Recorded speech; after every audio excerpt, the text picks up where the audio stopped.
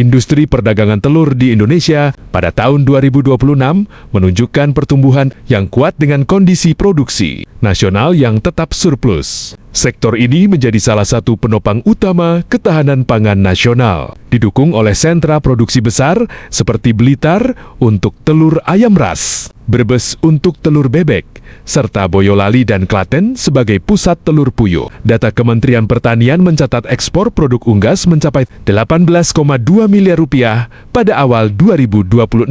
Dengan telur konsumsi sebagai komoditas utama, Kabupaten Blitar di Jawa Timur masih menjadi pusat produksi telur ayam terbesar di Indonesia. Ribuan peternakan rakyat hingga industri besar di wilayah ini memasok kebutuhan telur ke berbagai daerah, mulai dari Pulau Jawa, Sumatera, Kalimantan hingga Indonesia Timur.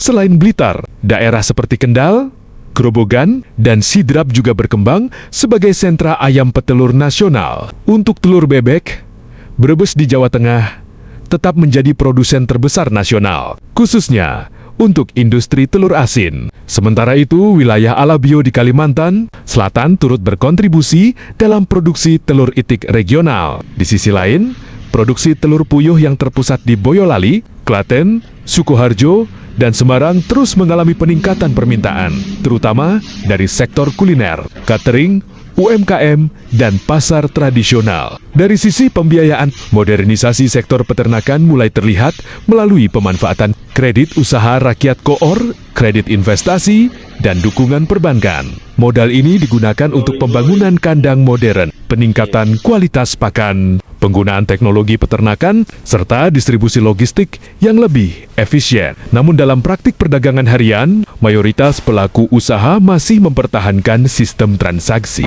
cash by cash atau pembayaran tunai langsung. Model transaksi ini dinilai lebih aman karena mampu meminimalkan risiko gagal bayar, menjaga arus kas, dan mempercepat perputaran modal. Di tengah fluktuasi harga pakan dan jagung, sistem tunai menjadi strategi utama peternak untuk menjaga stabilitas usaha. Telur merupakan komoditas pangan strategis yang berperan penting dalam pemenuhan kebutuhan protein masyarakat serta pengendalian inflasi bahan pokok. Program nasional seperti Makan Bergizi Gratis turut mendorong peningkatan konsumsi telur di Indonesia. Secara keseluruhan, perdagangan telur Indonesia pada 2026 mencerminkan kombinasi antara modernisasi, produksi, dan strategi finansial konservatif. Di satu sisi industri terus berkembang dengan dukungan teknologi dan pembiayaan, sementara di sisi lain, sistem transaksi tunai tetap menjadi fondasi utama dalam menjaga kestabilan ekonomi peternak. Informasi kerjasama Mr. Alhamdulillahnus membuka peluang kerjasama publikasi dan promosi bisnis skala nasional. Hubungi tim redaksi melalui kontak resmi atau kunjungi channel ini untuk informasi lebih lanjut.